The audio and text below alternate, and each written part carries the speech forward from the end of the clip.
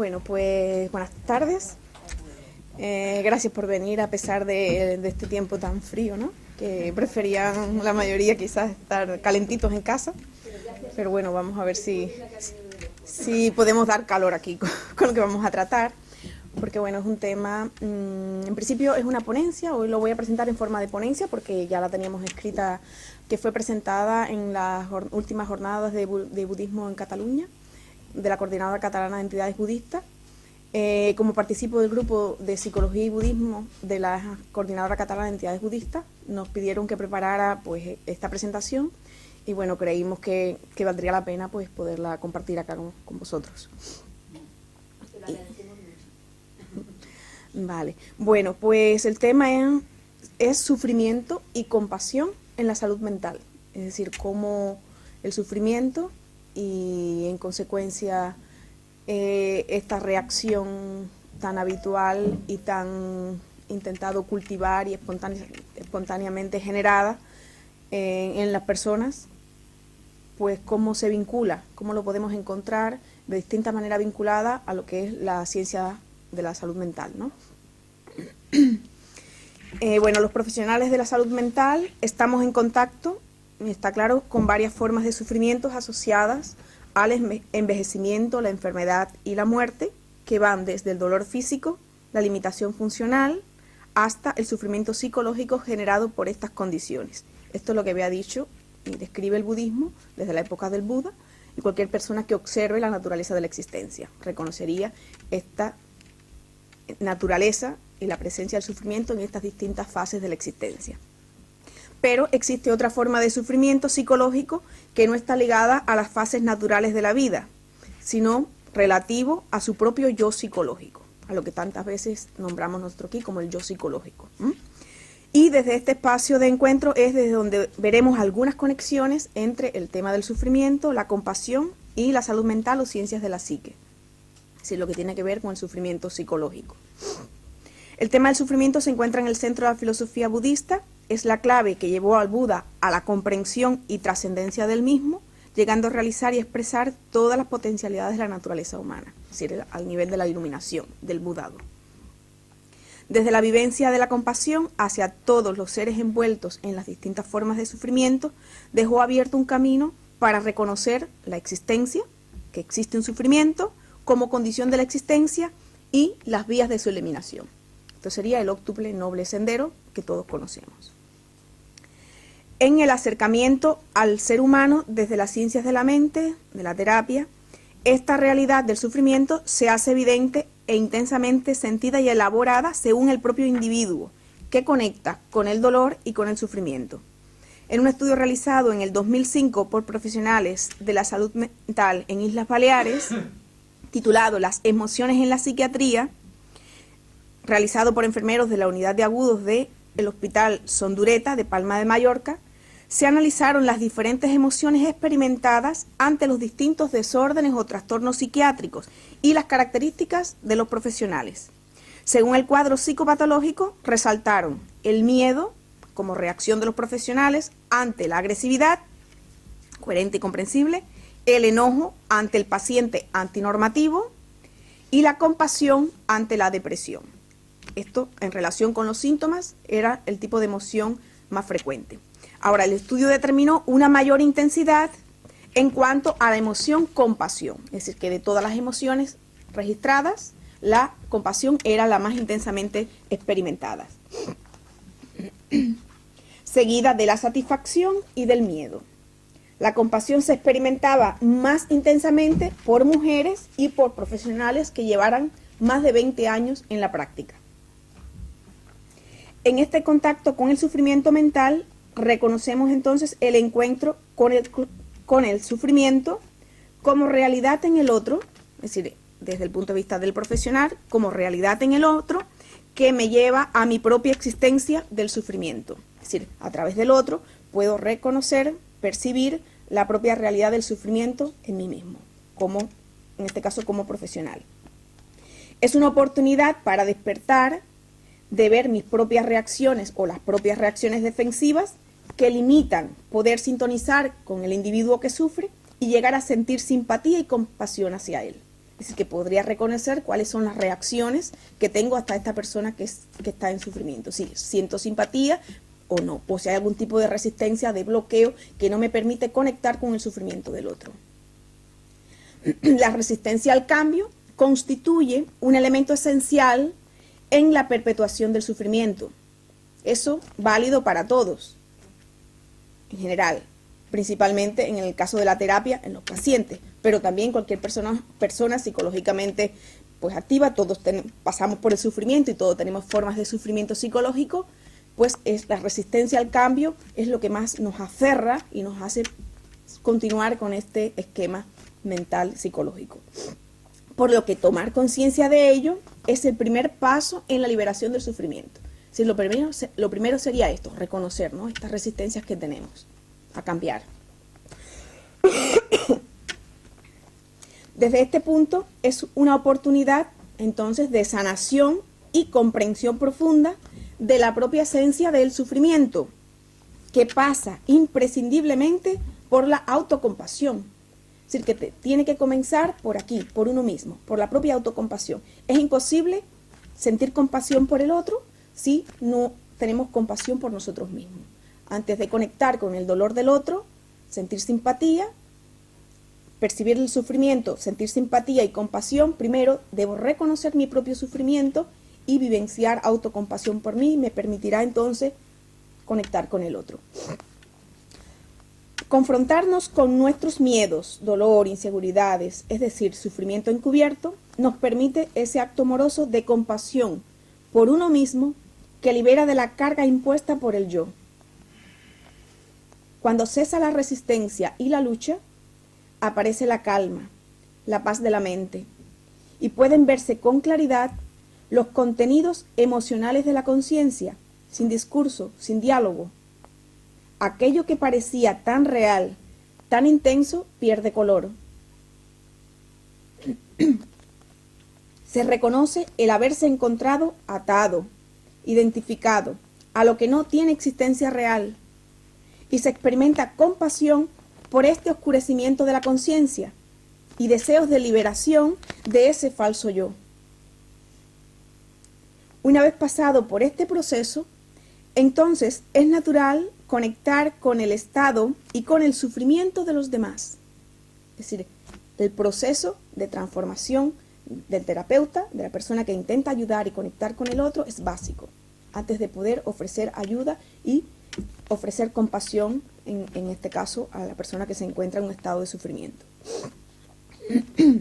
La compasión, en forma de deseo de que cese el sufrimiento y sus causas, pasa de ser una frase o meta de realización a una intención profunda y un deseo intenso que genera una pasada a la acción en las formas precisas y rectas según la capacidad y preparación particular de cada terapeuta.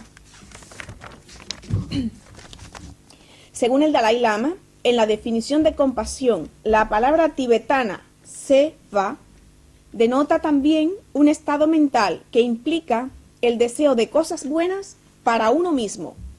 Incluida en la palabra esta, compasión incluye cosas buenas también para uno mismo. Para desarrollar el sentimiento de compasión, puede empezarse por el deseo de liberarse uno mismo del sufrimiento, para luego cultivarlo, incrementarlo y dirigirlo hacia los demás. Y amplía. En cierto sentido, podría definirse la compasión como el sentimiento de no poder soportar el sufrimiento de otros seres sensibles, y para generar ese sentimiento se tiene que haber apreciado antes la gravedad o la intensidad del sufrimiento del otro. Así pues, creo que cuanto más plenamente comprendemos el sufrimiento, tanto más profunda será nuestra capacidad de compasión. El proceso que pasa, termina la nota del Dalai Lama, continuamos nosotros. El proceso que pasa por el reconocimiento del propio sufrimiento y de su naturaleza, que es la misma en todos los seres humanos, nos abre al otro. La simpatía como paso previo para percibir el sufrimiento del otro como si fuera propio, hace despertar un nivel profundo de compasión que lleva a la activación del aspecto emocional de corazón cálido y el aspecto cognitivo de comprensión. Estos son los dos puntos claves que, comenzando por una simpatía por el otro, llega a despertar, a generarse este sentimiento de compasión que tendría esta doble vertiente de corazón cálido, de emocionalidad y de comprensión, el aspecto cognitivo. Cada vez más encontramos estudios que demuestran los beneficios de la compasión y el altruismo, tanto sobre la salud física como emocional. Ahora vamos a comenzar desde el punto de vista científico a ver distintos estudios, etcétera, y aplicaciones de la compasión aplicada a la terapia. Las prácticas compasivas en personas con problemas emocionales o mentales mejoran su estado anímico y permiten enfrentar mejor su propia realidad psicológica, que es muy evidente cuando hay un egocentrismo marcado. Como decía Santideva, todo el sufrimiento del mundo procede de pensar en uno mismo, y toda la felicidad de este mundo procede de pensar en los demás. Existen hallazgos que correlacionan la experiencia de la compasión con cambios físicos y emocionales. Podemos citar varios ejemplos, como el estudio realizado a lo largo de 30 años con un grupo de graduados de Harvard, en el cual el investigador George Bellan llegó a la conclusión de que un estilo de vida altruista constituye un componente básico de una buena salud mental. También se describe en un estudio de la Universidad de Harvard el incremento en el nivel de inmunoglobulina A, un anticuerpo que ayuda a combatir las infecciones respiratorias cuando se estimulan sentimientos de compasión. Otro estudio realizado en la Universidad de Michigan demuestra que realizar trabajo de voluntariado con regularidad e interactuar con los demás en términos de benevolencia y compasión aumentaba espectacularmente las expectativas de vida y probablemente también la vitalidad general. Investigadores del Departamento de Psicología de la Universidad de Wisconsin, en colaboración con el monasterio Sechen en Katmandú, Nepal, realizaron una investigación con practicantes budistas tibetanos de técnicas meditativas enfocadas en la bondad amorosa y la compasión, donde encontraron cambios neurales autoinducidos que tienen un impacto duradero en el aumento de la cognición y en las emociones. En concreto, los hallazgos consistieron en que los practicantes budistas autoinducieron de forma sostenida oscilaciones de alta amplitud en la banda gamma y sincronía de fase. Las diferencias con el grupo control aumentaron de forma aguda durante la meditación y se mantenían posteriormente a ella, posteriormente a la meditación. Las diferencias notables con los sujetos control aumentaron de forma aguda durante la meditación y se mantuvieron en el periodo posterior a la práctica. Según explica el autor Lutz, la actividad gamma de alta amplitud que se encontró en algunos de estos practicantes es, hasta donde sabemos, la más alta de la cual se haya informado en la literatura científica y en un contexto no patológico. Siegel expresa que varios estudios han analizado formas de meditación centradas en la compasión, que revelan cambios como una mayor coordinación de los impulsos neuronales, especialmente en las áreas prefrontales de ambos hemisferios cerebrales. Desde el punto de vista de la neurociencia, la función prefrontal es la zona integradora, lo que quiere decir que los largos axones de las neuronas prefrontales alcanzan zonas distantes y diferenciadas del cerebro y del cuerpo. Esta unión de elementos separados constituye la definición literal de un proceso fundamental, la integración.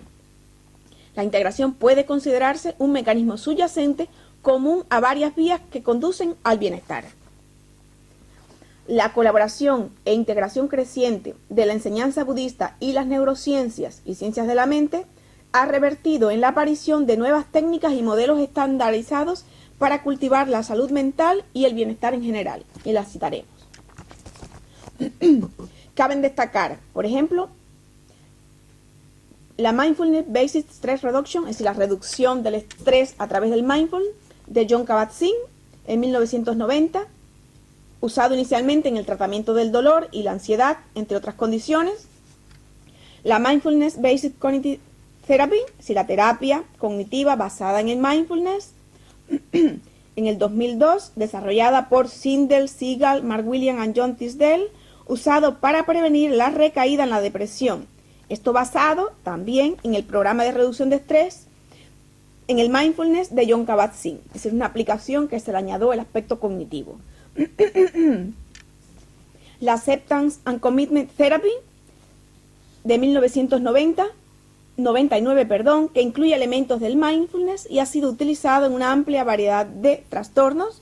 Y la terapia del comportamiento dialéctico de 1993 por Linehan, que incorpora el mindfulness como habilidad principal en el tratamiento de la personalidad borderline, y posteriormente el cultivo del balance emocional desarrollado por Paul Ekman y Alan Wallace, que esto es lo que le podíamos comentar un poquito, que fue lo del curso que realizamos en el verano en Tailandia.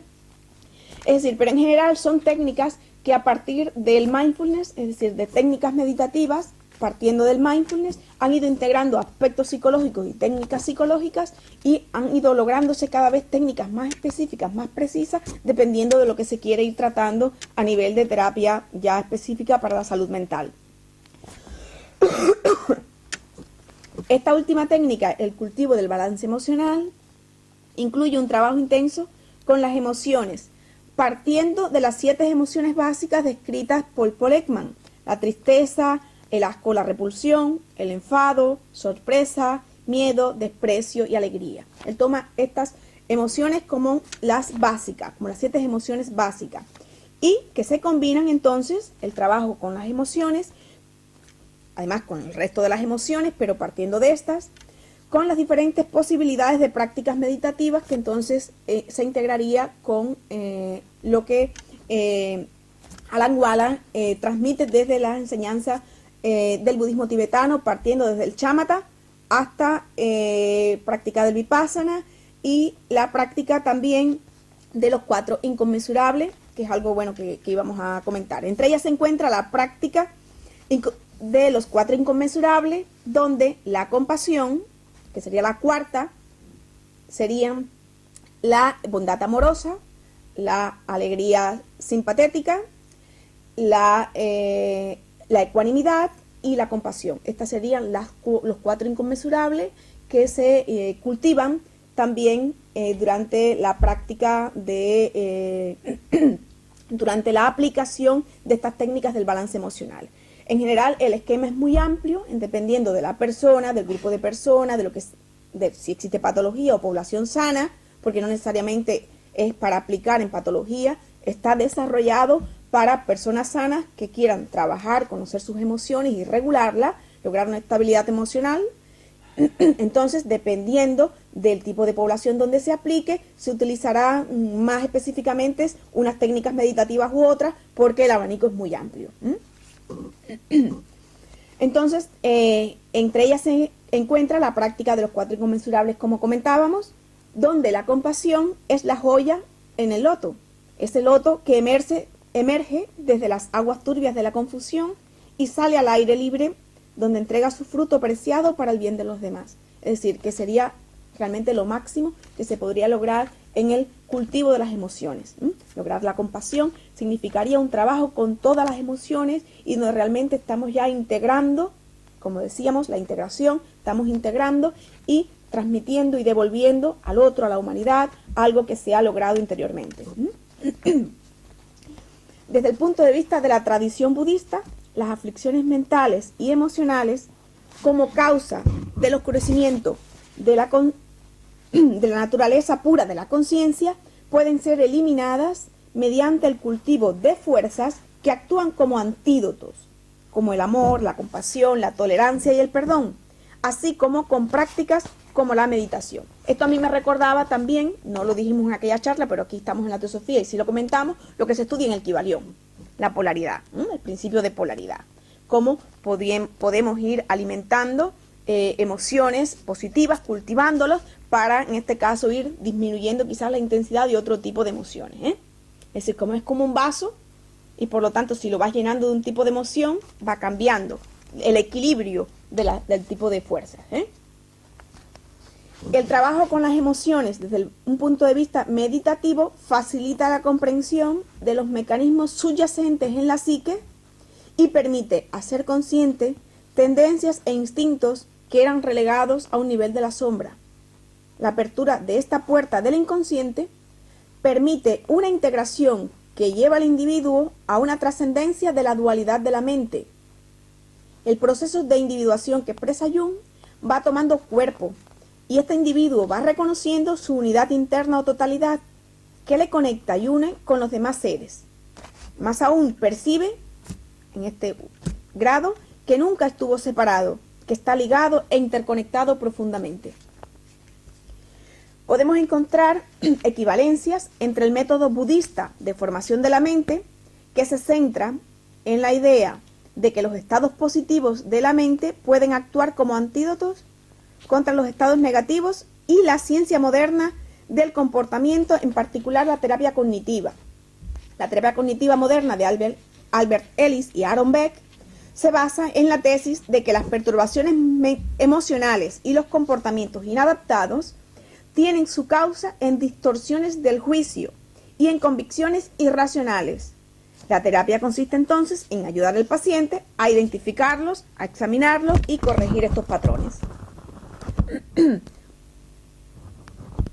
Los pensamientos correctores son, en cierto modo, antídotos contra las pautas distorsionadoras que son el origen del sufrimiento del paciente. En España se encuentran cada vez con más frecuencia el uso de técnicas meditativas en las terapias psicológicas. Y citamos dos trabajos presentados en congresos. Uno titulado, aparte del previo que habíamos comentado también, en este caso es de aplicación a la terapia de las técnicas meditativas, específicamente la compasión. Se titula Compasión y meditación en la atención plena, aportaciones a la práctica de la psicoterapia, de Ausia Cebolla, García Palacio y Botella, de la Universidad Jaume I y de la Universidad de La Laguna, que fue presentado en el tercer Congreso Nacional de Psicoterapias Cognitivas, efectuado en Palma de Mallorca en el 2008. Y en este mismo congreso se presentó un taller que se titulaba El poder terapéutico de la compasión. Hay estudios que han demostrado que las aplicaciones específicas del mindfulness mejoran la capacidad de regular las emociones, de combatir las disfunciones emocionales, de mejorar las pautas cognitivas y de reducir los pensamientos negativos. La investigación sobre algunas de las dimensiones de esta práctica revela que en gran medida mejora el funcionamiento del organismo, pues hace que los procesos de curación, de respuesta inmunitaria, la reactividad al estrés y la sensación general de bienestar físico funcionen de manera mucho más eficaz.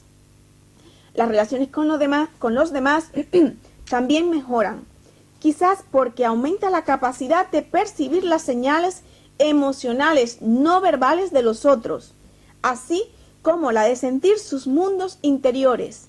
Llegamos a experimentar las emociones de los demás con compasión y empatizar con ellos. Es decir, que durante la práctica del mindfulness, sin darnos cuenta, llegamos consecutivamente a este estado de compasión. Kabat-Zinn y colegas como Richard Davidson demostraron que la formación en MBSR podía contribuir a reducir los estados subjetivos de sufrimiento, mejorar el funcionamiento del sistema inmunitario, acelerar el proceso de curación, fomentar relaciones interpersonales y, como decíamos, alcanzar la sensación general de bienestar.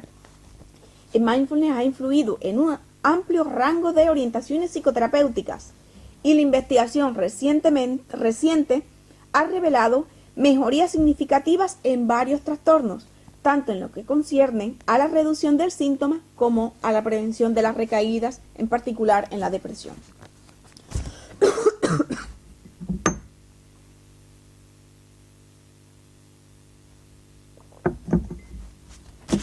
Ahora, desde la tradición budista se describe el samsara, o existencia cíclica, como un ciclo de reexperienciamiento persistente a través de la reencarnación de nuestro sufrimiento, a través del aferramiento a lo que no podemos poseer y rechazando aquello que no deseamos experimentar.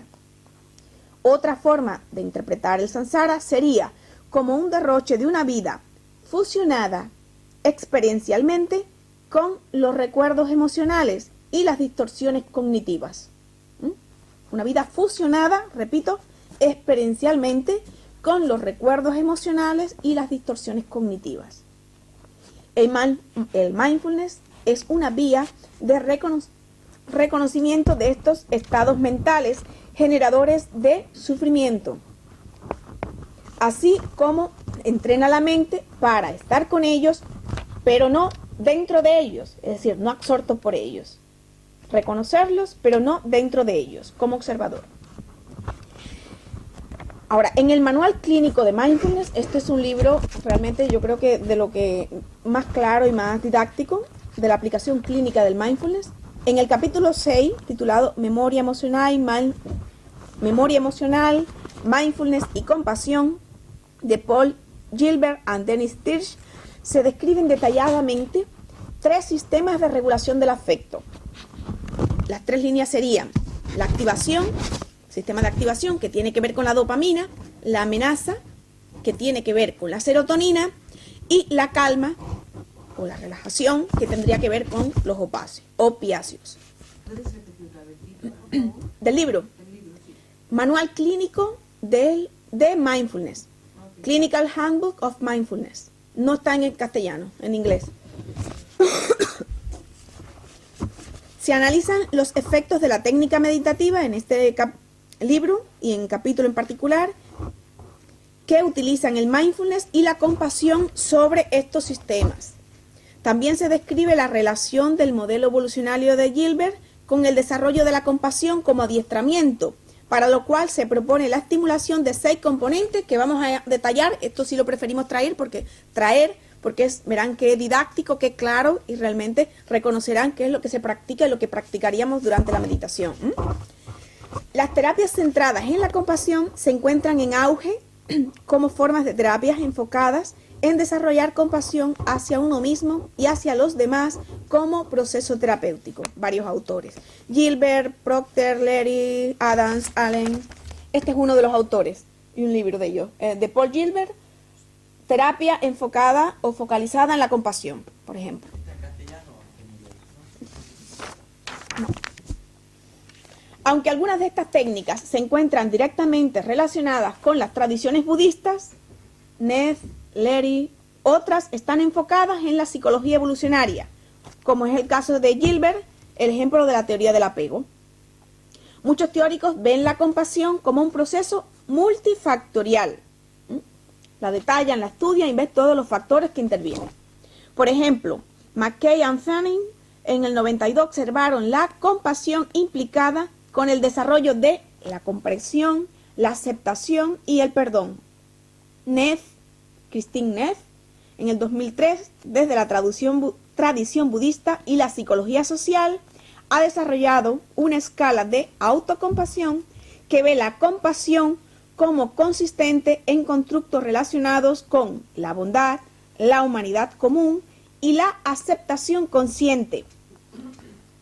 ¿Qué quiere decir? Con la bondad implicaría la comprensión de las propias dificultades y de ser amable y cálido en el afrontamiento de las insuficiencias o retrocesos, en vez de juzgar severamente y ser autocríticos. Autocompasión. Christine Neff, y desarrolla estos 3 puntos. La humanidad común se refiere Neff a ver las propias experiencias como parte de la condición humana, en lugar de personales, aisladas y humillantes, sino como condición de la existencia. Lo mismo que ha descrito el Buda. Reconocerlo como algo que está vivenciando, pero que no es personal, es la ley de la existencia del sufrimiento, de la encarnación.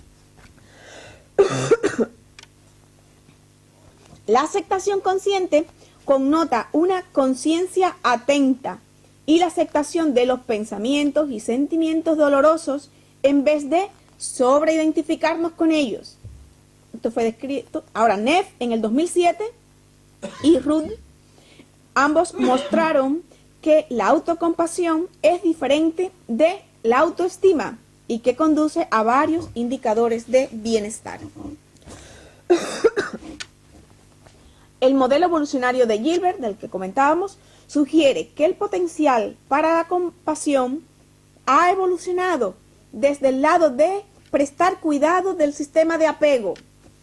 Por lo tanto, recibir compasión tiene los mismos efectos que ser cuidado, que es estimular el sistema de calma, de relajación en los que reciben compasión, ayudando a la gente a sentirse segura y tranquila. En este modelo, el dar compasión surge de específicas motivaciones, cualidades cognitivas y emocionales que pueden ser fomentadas a través del entrenamiento, es decir, que lo podemos cultivar. Los 6 principales componentes que pueden ser estimulados son los que continúan. El primero, que tiene que ver con la motivación. Desarrollar una motivación para cuidar del propio bienestar y el de los demás. La motivación por ello. Este aspecto motivacional también se extiende hacia una autoidentidad, que es desarrollarse y convertirse en más compasiva. En ese sentido, la identidad de la compasión. Con esta motivación, la persona puede dedicarse a la búsqueda del conocimiento y desarrollar cualidades compasivas que entonces incluirán lo que continúa ahora, lo siguiente. Lo segundo sería desarrollar entonces la sensibilidad hacia uno mismo, hacia la insatisfacción, las propias necesidades y las de los demás, reconociendo las propias emociones amenazantes, ejemplo ansiedad e ira, como emociones que pueden bloquear tal sensibilidad. Sería desarrollar esta sensibilidad hacia nuestros problemas, hacia el sentido de insatisfacción, y reconocer este tipo de emoción amenazante, que es lo que hace que bloquee nuestra percepción de la existencia de este tipo de insatisfacción en nosotros mismos y en los demás. Tercero, desarrollar la propia capacidad de simpatía, la cual implica la habilidad de estar abiertos emocionalmente y movilizados por los sentimientos, la angustia y la necesidad de los otros. Estar abiertos emocionalmente y poder percibir el tipo de emoción, angustia, necesidad en la otra persona. Cuarto, desarrollar la propia capacidad de tolerancia emocional y a la angustia, que está relacionado con la habilidad de estar con emociones dolorosas o desagradables dentro de uno mismo u otros, sin evitarlas o tratar de dominarlas, lo que tantas veces hablamos durante las prácticas meditativas, cuando trabajamos con las emociones. Así, esto está también asociado con las competencias para la aceptación, aceptación de lo que hay, de lo que soy, del tipo de emoción, más de lo que soy, del tipo de emoción que estás experimentando. Quinto, sería desarrollar la empatía, que es un grado más allá que la simpatía, lo cual implica mayores capacidades cognitivas e imaginativas de ponerse uno mismo en la piel del otro y de desarrollar introspección en la comprensión de por qué se sienten o actúan como lo hacen los demás. Esto se encuentra ligado a lo que algunas veces se llama mentalizarse o la teoría de la mente.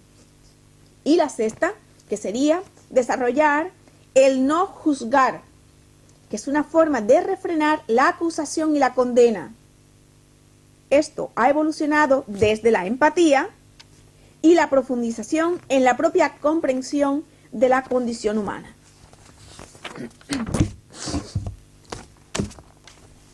Cuando se desarrollan tales cualidades y actitudes, se cultiva una atmósfera emocional de calidez y amabilidad. Así, en este sistema, la calidez y también la atención son formas de desarrollo de las cualidades y actitudes compasivas. Son vistas como cualidades interdependientes e interconectadas. Compasión, atención. El entrenamiento de nuestras mentes en la compasión puede ayudarnos a estimular estos sistemas emocionales e ir facilitando de alguna forma un sentido de bienestar. Por lo tanto, a diferencia de la atención, que no está diseñada para estimular ningún sistema afectivo particular, sino más bien para desarrollar la autoobservación, El trabajo de la compasión está diseñado para estimular el sistema de relajación o calma que derivó del apego. Esto es porque es el sistema que es el regulador natural de los sistemas de amenaza y activación y sustenta las emociones de contentamiento, conexión y bienestar. Hay muchos ejercicios y procesos que pueden ser usados terapéuticamente para estimular la compasión por sí mismo y por los demás. En ellos se involucra la relación terapéutica, Gilbert, y se ayuda a la gente a desarrollar la atención compasiva, el pensamiento compasivo, comportamiento compasivo y sentimientos compasivos. El enfocarse en la respiración y en el cuerpo, las técnicas con imágenes, la escritura de cartas compasivas, pueden ser usadas para mejorar estas habilidades. Son técnicas desarrolladas, aplicables. La terapia enfocada en la compasión utiliza el mindfulness o la atención plena, pero es también muy concentrada y activa, y por lo tanto difiere del mindfulness tanto en la formulación como en el proceso. El foco mayor en el entrenamiento de la compasión es aquello en lo que uno se compromete y trata de facilitar sus cambios. Uno hace eso generando sentimientos de afecto y soporte dentro de uno. Aunque la investigación es limitada, hay evidencias de que el desarrollo de la compasión es beneficioso. Varios autores, Gilbert, el Proctor, etc. El mindfulness opera a través del entrenamiento atencional que facilita estados cerebrales específicos y permite a las personas obtener nuevas comprensiones o visiones y manejar los pensamientos, sentimientos y recuerdos angustiantes. Las terapias enfocadas a la compasión utilizan el mindfulness, pero con la intención de crear sentimientos y pensamientos compasivos en uno mismo. Una de las razones para hacerlo es debido a que tratando de generar sentimientos compasivos en uno mismo, se estimulará un tipo particular de sistema afectivo que tiene cualidades relajantes o calma, como ya explicábamos. Fue sugerido que tal sistema evolucionó con el apego y da lugar a sentimientos de calma, conexión y simpatía.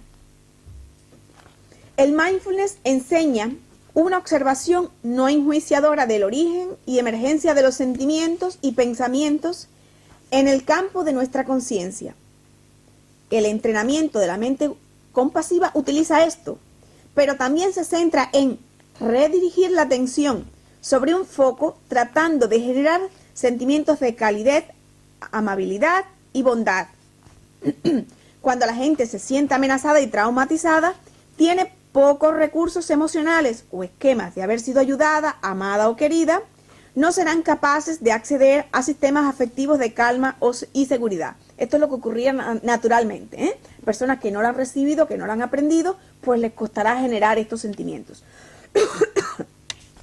A través de los procesos, que implican un aprendizaje del cultivo de la atención, de los pensamientos, de las imágenes, comportamientos y sentimientos compasivos, la gente puede ser entrenada para desarrollar una orientación autocompasiva hacia sí mismos y hacia sus dificultades. Esta orientación tiene el objetivo de cambiar el foco del sistema de amenaza al sistema de calma y puede ser especialmente útil en el enfrentamiento de afectos intensos y cuando se involucran con recuerdos emocionales dolorosos.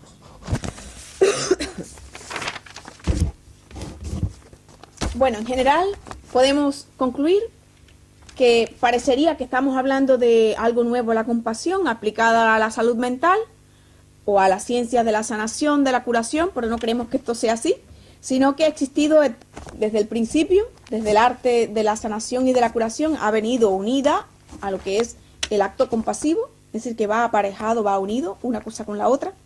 Lo que hoy en día sí se desarrollan modelos y técnicas para la investigación específica de los efectos de esta emoción, de este estado, que no es una simple emoción, para su investigación y sistematización, lo cual no impide que realmente pueda expresarse y que tenga que encuadrarse y esquematizarse. Por lo tanto, no creo que esto limite que se que se lleve por la línea de la ciencia al efecto, sino que incluso puede abrir puertas de personas que sientan determinado rechazo, resistencia o que no valoren, principalmente en el campo de la sanidad, que está tan materializado, pues el efecto de la parte que ahora se simplifica como efecto placebo, pero que tiene que ver con esa capacidad de conectar con el dolor del otro y de la simpatía y de generar en el otro esa apertura, esa escucha, y que puede ayudar a la sanación, a generar los propios mecanismos de sanación en la persona que está pues experimentando cualquier anomalía, cualquier problema. El Dalai Lama dice: estoy convencido de que la compasión constituye la base de la supervivencia humana, el verdadero valor de la vida humana, y que sin ella nos falta una pieza fundamental. Por lo tanto, yo creo que es una alegría de que realmente se reconozca el efecto de la compasión y que incluso se intente, aunque el fin haya sido egoísta, se comience con un fin egoísta, se comprenda realmente la esencia de la compasión, se trascienda el sentido originario quizás egoísta, cuando realmente hay que comenzar por esto, por la autocompasión, trabajando con uno mismo para poder realmente experimentar lo que sería una compasión indiferenciada, una compasión limpia y total, no dirigida a nadie en particular, sino el acto compasivo en esencia por sí mismo. Bueno, pues comentarios, preguntas, aportaciones. No sé, aquí hay personas que el mindfulness les ha... Me gustaría que nos explicaras la diferencia entre compasión y pena, porque a veces confundimos la pena, o sea, que claro, tú dices practicar la compasión, pero realmente, a ver, explícame mejor qué es la compasión, que no me confunda con la pena o con... En la pena está el sentido está el yo, está el ego. Porque la pena, desde el sentido egoico del yo, tú te sientes por encima de la otra persona. Y si estás sintiendo pobrecito, qué pena de él que está pasando por tal situación. Y estás en un estado, reconoces el sufrimiento del otro, pero desde un sentido del ego. Tú en otra posición de superioridad reconoces al otro en un estado de sufrimiento. Entonces sientes pena por él. La compasión no, en la compasión no hay ego, hay ausencia total de ego. Realmente sintonizas totalmente desde una ausencia de ego, por eso el trabajo de la autocompasión primero para poder conectar con el sufrimiento del otro. La compasión sería entonces desde esta ausencia de ego, poder percibir el sufrimiento del otro, reconocerlo y desear profundamente el bienestar y la superación del dolor. Y eso te llevará naturalmente, porque es una cosa coherente, a hacer algo, a tener una conducta, aunque sea enviar pensamientos positivos hacia esa persona o hacer lo que te corresponda hacer según sea el caso. Esa sería la diferencia. No hay una diferencia. Aquí hay un ego y en el otro lado no hay un ego. O sea, la compasión sería el superlativo de la empatía, ¿no? Sería, es una condición la empatía. Tienes que sentir empatía por el otro. Si no, Eso es. Es un paso previo. Me ocurre que si el quitas el yo, es aquello que harías por ti mismo. Totalmente. Porque no existe realmente en este momento ni tú ni el otro, ni el yo ni el tú. Es el dolor, es el sufrimiento, y deseas que se trascienda, que se supere en ti y en el otro. El sufrimiento en general, en mayúscula. Y cuando reconoces ese sufrimiento en general en alguien en particular, no estás viendo ese ser particular sufriente. Te dolerá igual que sea tu madre, que sea a una desconocida. Esa es la verdadera compasión. Cuando no interviene el ego. Claro, hay niveles, Hay que ir entonces educando, y por esto yo creo que esto que hablaba él, estos pasos son realmente didácticos, claros, comprensibles, lógicos, desde una lógica, pero que realmente sí te ayuda realmente a poder conectar con la naturaleza de lo que es la compasión, hasta llegarla a experimentar. Perfectamente recordar aquello que te dice en teosofía, no puedes dar aquello que no tienes. Si tú te llenas de amor, podrás dar amor. Si estás vacío de amor, no intentes. Sí. compasión y autoestima hemos quedado que es algo diferente. Sí. Pero ¿puede la compasión colaborar y acrecentar a nuestra propia autoestima? Totalmente. La autocompasión. La autocompasión. Sí. Sí, sí. Ese como proceso previo de reconocimiento de lo que hay que en principio ha sido fuente de sufrimiento en ti, como algo que niegas, que rechazas, por lo que te culpas, etcétera. Puede haber muchas historias, entre comillas, personales.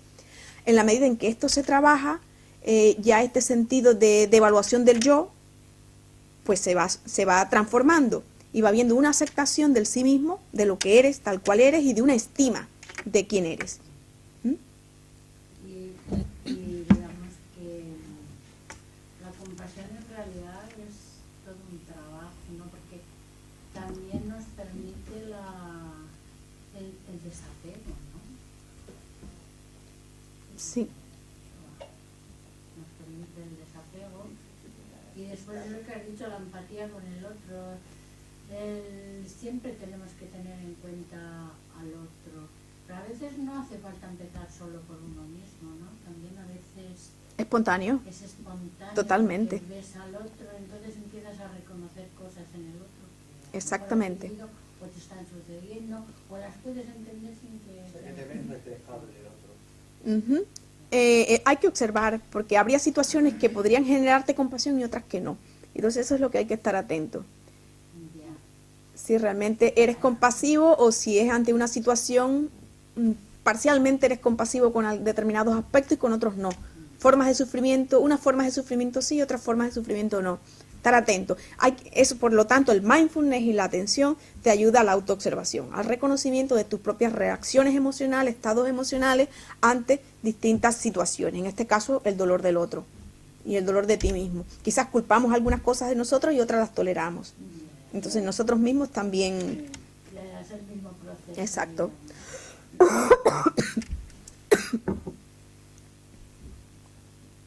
de las cosas que más me gusta es que ahora, en poco tiempo, está habiendo un auge del mindfulness o de la atención plena, de las técnicas meditativas, del estar presente y que además está yendo a través del poco científico por una parte, la parte de sanitaria, o sea que esto ya se está, o sea que estoy muy contenta en ese sentido, ¿no? Porque aunque llevan 30 años con el tema del mindfulness, que han hecho muchos trabajos, pero ahora sí se está empezando a hacer. Y lo que es más importante, que esto ya lo veo ahora de una manera práctica, en lo que sería para nosotros, ¿no? Que todos los que estamos aquí podemos practicarlo, no hay nada mejor que poderlo practicar, ¿verdad? Es el darnos cuenta. O sea, es lo mismo que nos pasa en todo. El primer paso, darnos cuenta. El momento que nos... Pero para poder darnos cuenta, tenemos que estar en atención, viéndonos y como atendiéndonos a nosotros mismos, porque debido también a la educación de vida, sobre todo hablamos en este país, en personas mayores de 45 años, casi podemos decir de 50 años, el hecho de ser compasivo con uno mismo estaba tildado de egoísta. Entonces, pero egoísta no en la parte que podemos ver imparcial y justa, sino como un defecto. Entonces esto es un problema grande de cambiar el chip. Mucho condicionamiento mental. Condicionamiento, que por eso me ha gustado mucho como lo has ido explicando y creo que quizá lo podrías incluso abrir un poquito más, porque muchas personas piensan que esto, no se da cuenta del tema de que lo hemos de primero nosotros. Porque una vez nosotros estamos bien, entonces podemos tenerlo para los demás, ¿no? Porque intelectualmente se entiende, pero luego se tiene que vivir, se tiene que poder practicar en uno mismo. Eso que está diciendo, la sociedad nos ha inculcado el autosufrimiento a las mujeres sobre todo, ¿no? Que son tan conciliadoras y tal. No nos importa sufrir para que el otro haga tal o para que esta situación, el sufrir, sacrificarse por el otro, eso ha sido lo opuesto y lo que se supone que teníamos que haber practicado para no ser autocompasivas. Sí. Hay mucho que trabajar, sí. Y yo creo que el condicionamiento es tanto cultural como de la sociedad, como del propio proceso psicológico, ¿no? Como mecanismos propios defensivos. Muchas veces pues no reconocemos esos patrones, ¿no? Que tenemos, incluso no necesariamente en una generación determinada, en generaciones más jóvenes también sucede igual, ¿eh? Bueno, como están siendo educadas por sus madres, tiempo que tiene. Y la depresión severa se puede ir curando a través de la autocompasión. Yo creo curar, Bueno, se puede salir, digamos. yo pienso que puede ayudar. Está claro, sí está demostrado el mindfulness en la prevención de recaídas de la depresión. Es decir, no es que cure, pero sí que después que se ha salido de un episodio depresivo, previene la recaída en el mindfulness. Y la compasión se ha utilizado también, pero decir exactamente que cure la depresión, yo no he leído nada sobre esto. Sí que aumenta el bienestar, la mejoría y que quizás pueda potenciar una terapia que se esté haciendo de otro tipo. Dar más herramientas para poder... Yo he comprendido de que lo has dicho tan explícitamente que has dicho, este es el camino, tomas conciencia de este camino y te das cuenta que es que no hay otro camino. No sé si me estoy explicando. Es que hacemos ahora comentarios, intentamos ver, ay, pero esto es difícil, hay tanta que ver y tal. Es que no hay que ver grandes cosas, creo. Lo que has dicho es preciso, que comprender primero que no puedes dar aquello que no tienes. Ya esto, tomar conciencia de ello. Luego, si es así, comprender el proceso siguiente. Y dices, tomo conciencia de que ese es el camino, y luego te das cuenta es que no hay otro camino. Sí, yo creo que lo que estás diciendo es no entrar en demasiadas racionalizaciones, discursos del intelecto que nos llevan a nada, a seguir en lo mismo, sino realmente trabajar y estar de frente, cara a cara con nosotros mismos y con nuestra realidad psicológica más profunda. Sin echar Eso. la vista atrás a nuestras vivencias erradas, digamos. Errado, bueno y malo, eso es de todo por allá atrás. Hay de todo. Lo que nos enseñó la sociedad Exacto. erradamente, vaya. Lo que importa es lo que ves ahora y lo nuevo que puedes generar desde esta visión, desde esa observación, desde esa atención profunda, plena, y el mindfulness te ayuda a ello, y después de observarlo y verlo, generar ese sentimiento entonces de amor y de compasión por ti mismo. Sin juicios, sin culpas, sin nada de esto, simpatía, y eso te va a llevar a una transformación total en ti mismo. Y eso te permitirá entonces que en la relación con los otros, pues devuelvas eso mismo. Y por lo tanto será algo natural, no hay que ni que decir voy a sentir compasión por el otro, porque eso no es así. Lo sientes o no lo sientes. Aunque sí se cultiva, se puede aprender a cultivar, en la medida en que estás más atento del otro, en la medida que vas practicando la atención y estás cada vez más perceptual y reconoces las sensaciones, los signos de la otra persona, pues puedes reconocer si hay algún signo de sufrimiento o no. Y por lo tanto, en la medida de esto, pues estarás más dispuesto a sintonizar, sentir simpatía, y si hay sufrimiento, dolor en el otro, pues estás tú libre de tu propio problema, tu propio dolor, pues conectarás con él a través de la compasión. Se lo has dicho muy claro cuando has hablado de la mente de la sensibilidad. O sea, la sensibilidad es lo que te permite captar cosas que antes no captabas. Entonces, es verdad que a través de estos ejercicios, a través de esta atención constante, pues vas teniendo cada vez más sensibilidad, porque percibes cosas que antes no percibió. Y eso todos los que estamos aquí lo hemos ido notando, ¿no? Y en la medida que vamos estando más libres de nuestro ego, de nuestros pequeños mundos, podemos estar más también conectados con el afuera. Cuanto más viajas así, más Lo que hablábamos del sentido del ego y la pena. Igual, si estás demasiado introspeccionado en un sentido egoico, de egocentrismo, solo centrado en ti mismo, pues no reconocerás, nada más no tendrá para ti esa motivación el percibir, el atender al otro, porque estás ocupado en ti mismo, en tu ego. Sería el egocentrismo, estaríamos hablando de un caso de egocentrismo, ¿no? sí que el caso más grande del egocentrismo es la depresión, porque cuando uno está muy deprimido es solamente de su mundo, le cuesta, a menos con las personas que vas viendo, en general, yo porque, claro, al ser una persona que se dedica de una manera ya profesional, pero en las personas que uno ha tenido, te vas dando cuenta que cuando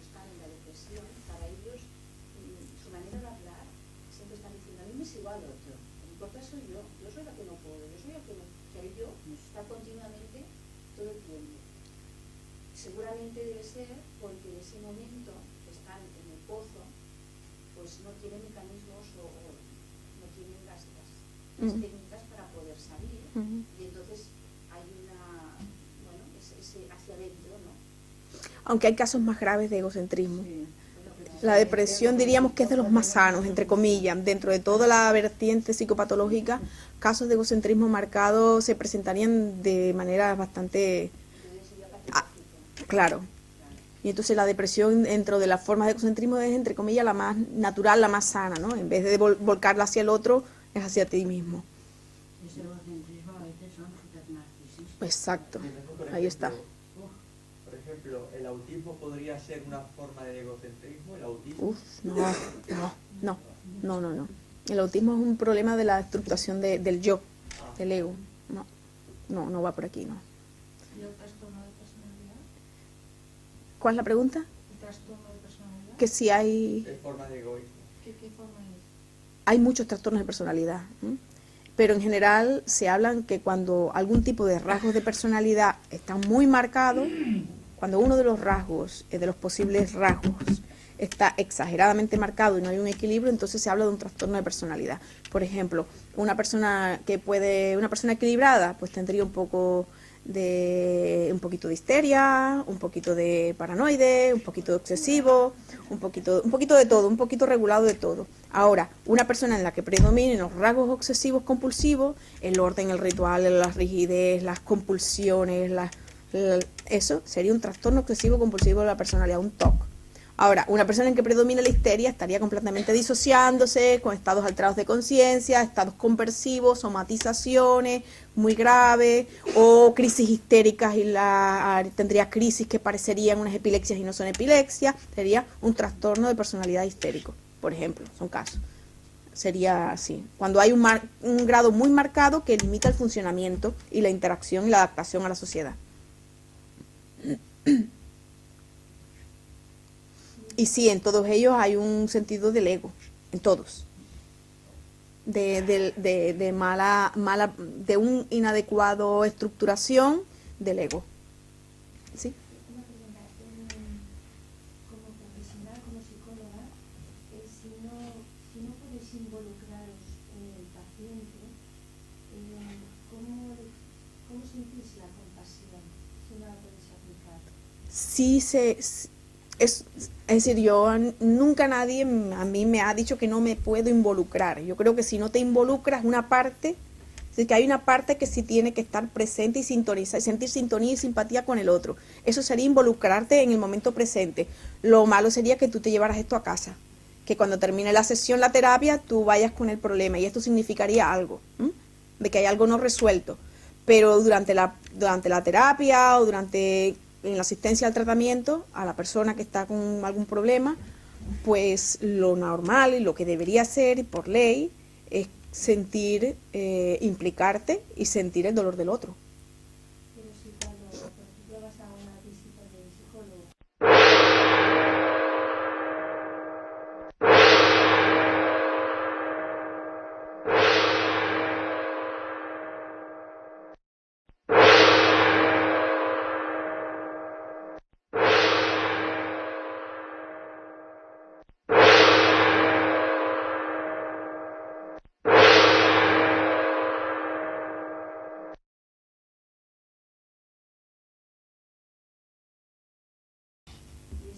te hace hablar, una hora hablando, la persona está pasiva completamente y cuando termina el tiempo, bueno, adiós, hasta el próximo día. Pero es que a lo mejor tú no sabes lo que está sintiendo ese terapeuta. Son cuestiones de técnicas. A lo mejor estás hablando de un analista y que está el tema de la transferencia y la contratransferencia.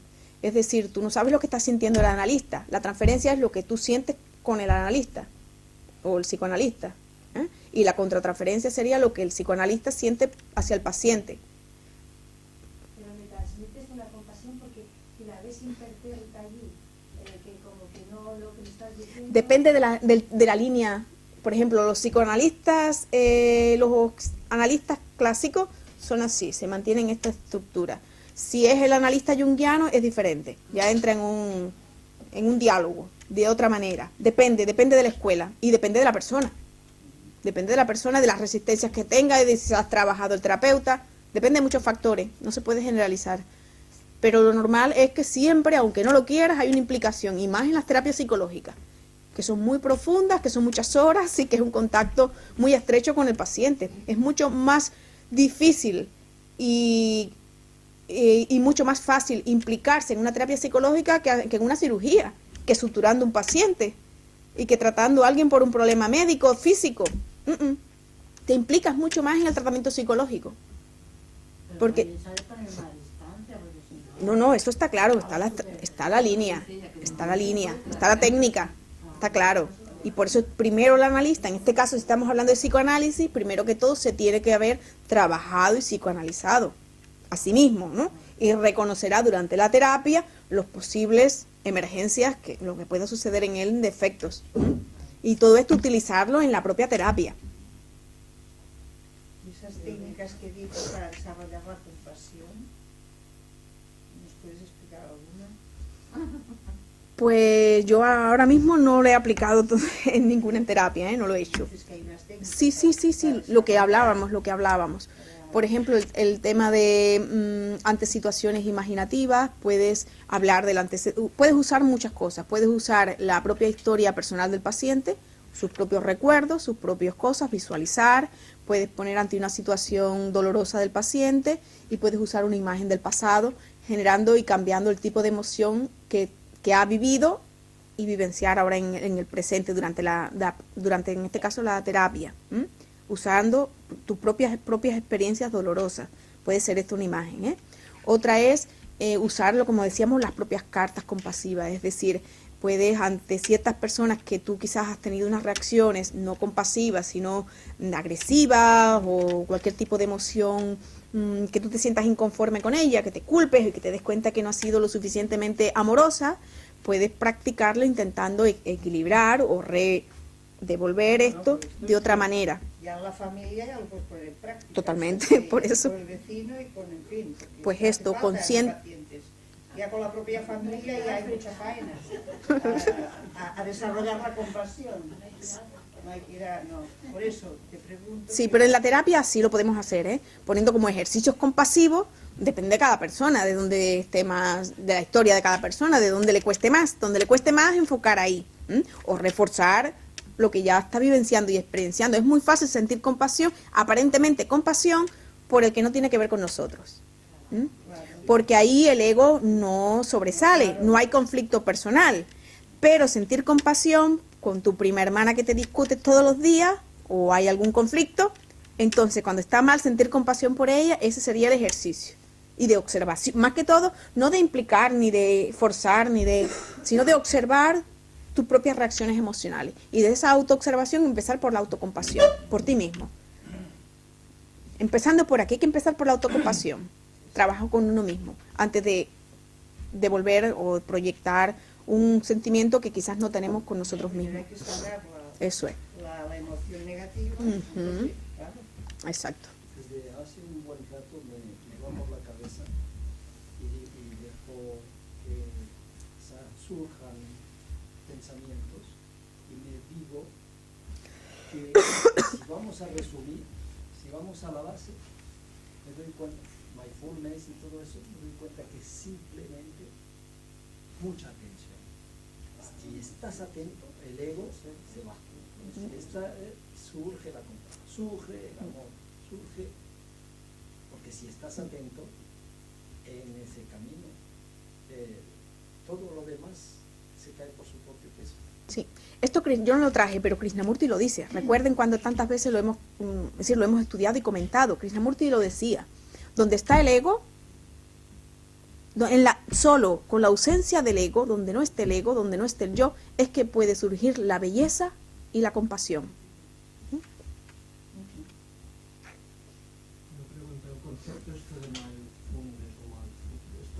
Atención plena.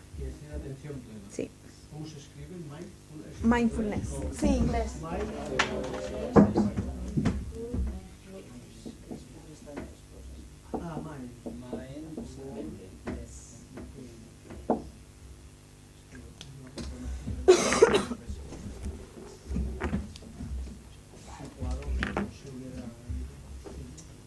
El otro era MBSR. Bueno, ¿no? Hay atención. Mindfulness Based Stress Reduction.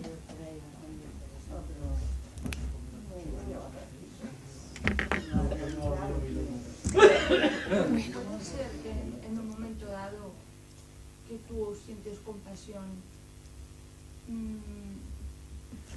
para salvar tu vida, puedes sentir pues, odio, o sea, no odio, sino te agarras a un peligro que ves, entonces la compasión aquella desaparece, puede ser esto. Cuando tienes miedo, Sí.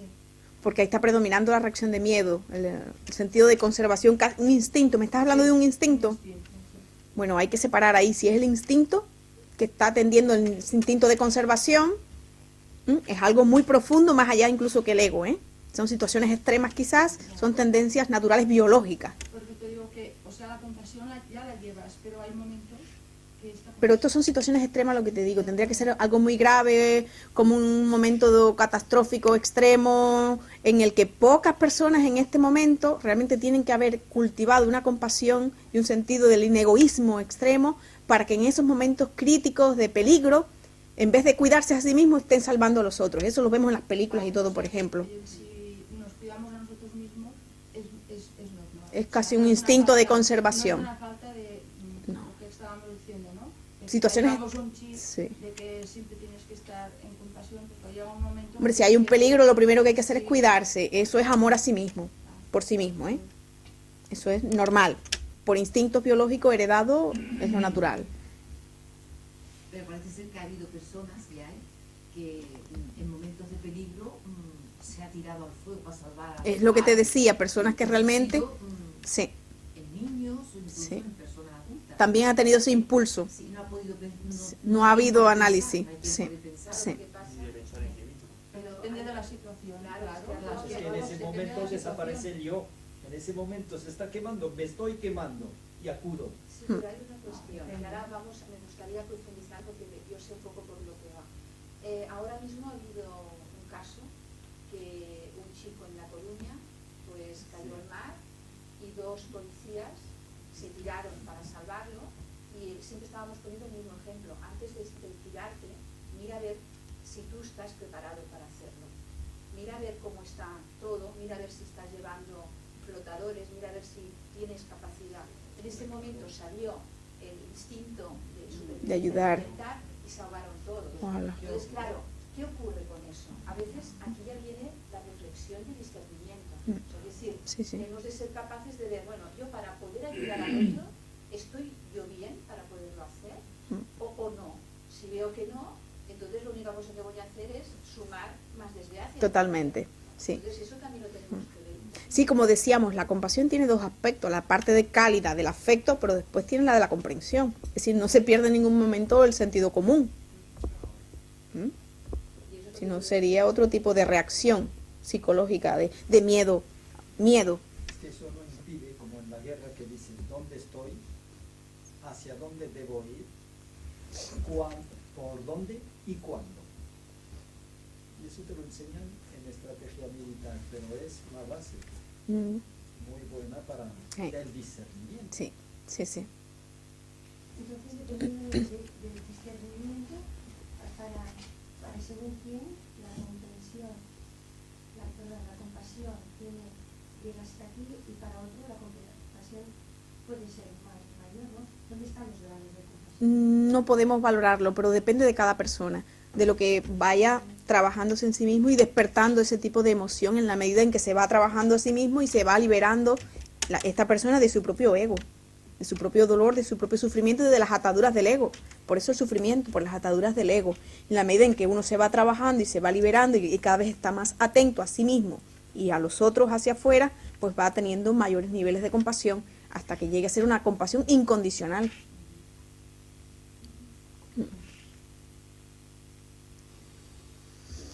Bueno, pues da mucho esto, ¿eh? Es que sabes qué pasa, esto sí que es como la vida misma. Nos toca a todos, mucho y profundamente. Muy profundamente. Entonces me ha encantado, por eso te dije, es muy, muy bueno, porque todos los que estamos al mismo tiempo con el mismo problema, cada uno a su Sí, privado, ¿no? De sí. todos. Lo importante es que no haya culpa. Si en un momento no somos compasivos ante algo, observar esa reacción. ¿Soy culpable? No, la culpa no, observar dentro. Quizás te conecta, quizás eso que tú crees que por lógica debería generar en ti un sentimiento compasivo, no lo genera. Observa esto que dice en ti. Hay algo en ti ahí no resuelto que tiene que ver con este aspecto particular. Por lo tanto, sería una vía, un medio para aprender a conocerse. Autoconocimiento. Parece que hay un avance y luego hay un retroceso. Bien.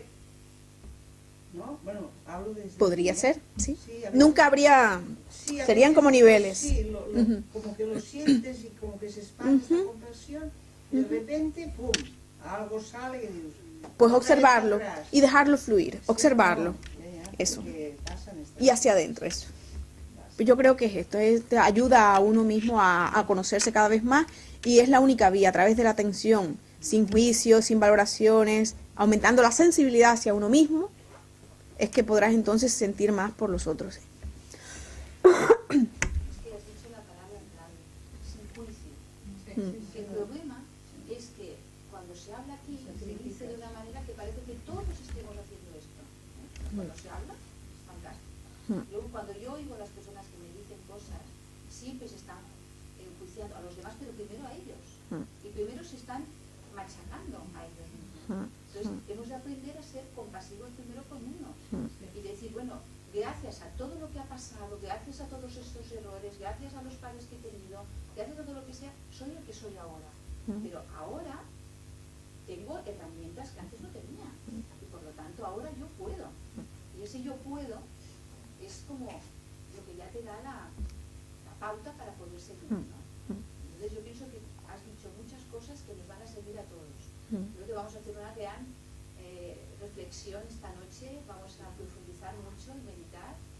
Y bueno, te volvemos a dar las gracias porque de verdad Gracias a ustedes. tenemos un minuto de silencio para que todo se vaya poniendo en su lugar, ¿verdad? Cuando tú creas, pues... Sí.